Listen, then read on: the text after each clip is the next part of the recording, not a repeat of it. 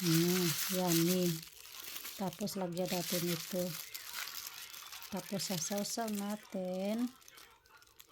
Sarap. Sarap nito guys. Kain.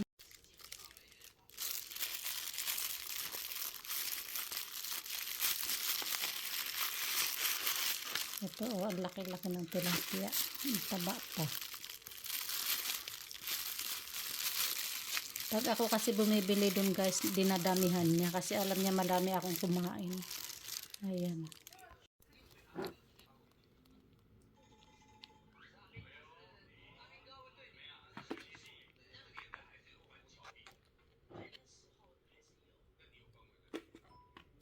At may atsara nga pala ako kahapon, binili ko to sa Orchard guys, doon sa may HBC,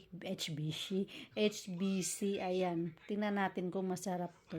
At may pagkain nga din pala kahapon akong atsara, binili ko to kahapon. Hi guys, kanina nga pala pumunta ako sa Limbang kasi nag-jogging kami. So ito yung nabili ko kay ate. Siya yung may-ari ng Filipino food sa UT. Tapos po lumipat lang sa Limbang. Ayan, tingnan nyo, ang perfect ng binigay niyang chili. Suka at saka toyo yan. Sarap. Tapos, itong gulay, favorite ko to. Ayan, ang dami niyang binigay sa akin. Ayan guys, sa mga gustong kumain ng Filipino po dito sa Singapore, andun po sila sa Limbang, Kopitiam doon. Makikita nyo agad pagpasok nyo guys. Ayan, see you later. Kain muna tayo guys.